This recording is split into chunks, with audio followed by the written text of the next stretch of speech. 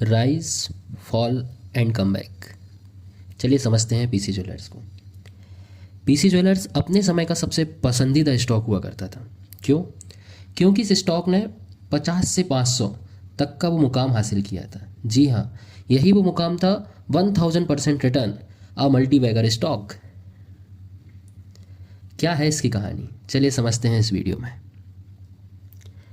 Mister Padamchand Gupta और बलराम गर्ग, इन दो भाइयों ने मिलकर के सन 2005 में दिल्ली में एक ज्वेलरी स्टोर की शुरुआत की और ये ज्वेलरी स्टोर बहुत अच्छी रफ्तार पकड़ता चला गया और देखते ही देखते ये मार्केट में छाने लगा। और दिसंबर 2012 में पीसी ज्वेलर्स अपना आईपीओ लेकर के आया। आईपीओ भी बड़ा सक्सेसफुल रहा और फिर शेयर धीरे धीरे बहुत अच्छे फाइनेंशियल नंबर रिपोर्ट करता चला गया, टर्नओवर बढ़ता गया और शेयर ने स्पीड पकड़ ली। पीसी ज्वेलर्स उस समय मार्केट में शाइनिंग ब्राइट और बैडिंग ग्लोरी जैसे नामों से जाना जाता था।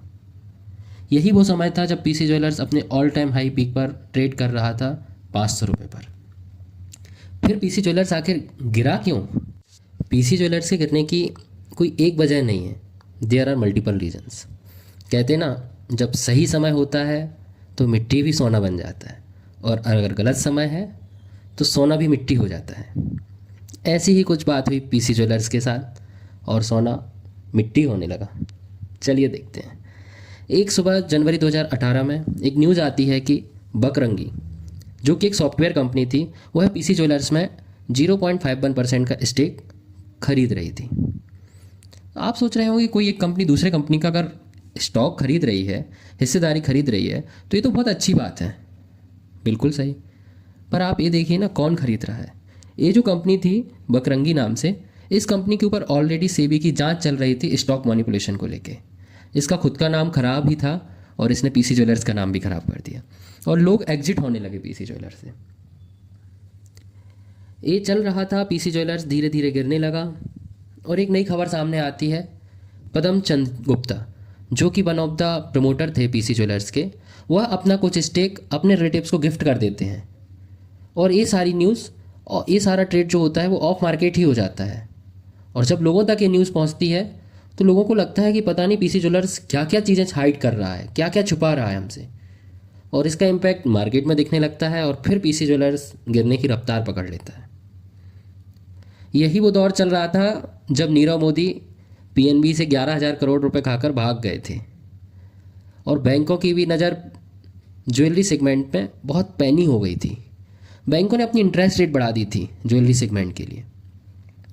बैंक बहुत टाइट असेसमेंट करने लगे थे।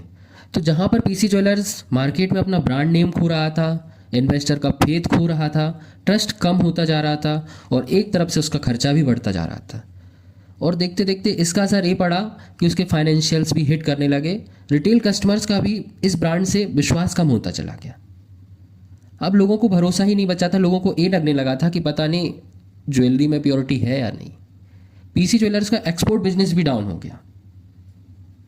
ये सब चल रहा था, तब भी पीसी ज्वेलर्स ने एक कोशिश करी and PC jewellers has announced buyback. Buyback होता है जब कंपनी अपने शेयर मार्केट से प्रीमियम पर उठाती है। सपोज करिए मार्केट प्राइस 100 रुपये है तो कंपनी अपना ही शेयर 110 रुपये में खरीदती है। पीसी ज्वेलर्स का इस कदम उठाने का पर्पज़ था कि वो मार्केट में एक कॉन्फिडेंस गेन करेगा, लेकिन इसका इम्पैक्ट ये पड़ा कि 2 महीने बाद पीसी ज्वेलर्स ने अपना बाईबैक ही वापस ले लिया और उन्होंने इस डिसीजन को वापस ले लिया। इससे मार्केट में और गलत असर पड़ा और पीसी ज्वेलर्स ऑल टाइम लो पर पहुंच गया। अब पीसी ज्वेलर्स के ऊपर मार्केट में गिरने का दबाव था, बुक्स में टर्नओवर डाउन होने का दबाव था और सिचुएशन ये आ गई कि पीसी ज्वेलर्स अपना इंटरेस्ट भी नहीं दे पा रहा था। तो बैंकों की तरफ से भी एक बड़ा प्रेशर दिखने लगा और 2021 में पीसी ज्वेलर्स एनपीए डिक्लेयर्ड हो गया। पीसी ज्वेलर्स पर एसबीआई ने IBC code, insolvency bankruptcy code के तहत इंसॉल्वेंसी का मुकदमा दायर कर दिया। और फिर क्या, पीसी ज्वेलर्स गिरते चला गया। तो फिर पीसी ज्वेलर्स ने कमबैक कैसे किया, चलिए देखते हैं। 3600 करोड़ का कर्जा, मार्केट में ऑल टाइम लो शेयर प्राइस, रेपुटेशन जीरो, उसके बावजूद भी पीसी ज्वेलर्स ने हिम्मत नहीं हारी। पीसी ज्वेलर्स ने अपने ऑडिट रिपोर्ट में अगर आप देखेंगे जो फाइनेंशियल्स रिपोर्ट डिक्लेयर करी उसमें उसने अपने 84 स्टोर्स की फ़ोटो प्रिंट करी। उसने दिखाया मेरे पास आज भी 84 स्टोर्स हैं, मेरी प्रेजेंस 17 राज्यों में है, मैं फिर से कम बैक करूँगा। और 13 मार्च को पीसी ज्वेलर्स ने बैंकों के साथ नेगोशिएशन करते करते एसबीआई को एग्री कर लिया फॉर वन टाइम सेटलमेंट, और 14 मार्च को सेबी ने इसको अप्रूव कर दिया। और फिर क्या था, धीरे धीरे शेयर भी अपसाइड ट्रेंड पकड़ने लगा। अब बात आती है कि कंपनी के पास तो पैसा था ही नहीं, तो फिर कंपनी ने बोर्ड ने डिसाइड किया कि हम फंड रेज करेंगे in the form of equity share and in the form of convertible warrants. और रिसेंट में पीसी ज्वेलर्स ने 2705 CR का जो अमाउंट है वो इन्होंने रेज किया है कन्वर्टेबल वारंट के through, and they start repaying the डेब्ट ऑफ द कंपनी। और धीरे धीरे PC jeweller daily in a frequency of 2 और 5 days one time settlement approval मिलते जा रही है, लेते जा रहा है अपने मल्टीपल लेंडर्स के साथ। और टारगेट ये है कि धीरे धीरे पीसी ज्वेलर्स अपना पूरा डेब्ट क्लियर कर लेगा and again PC jewellers will come back. ऐसा प्रेडिक्ट हो रहा है कि again PC jewellers will reach up to 150 rupees. अगर आप पिछले 2 महीने का ट्रेंड देखेंगे तो जून 4 से as on date PC jewellers has booked 100% growth.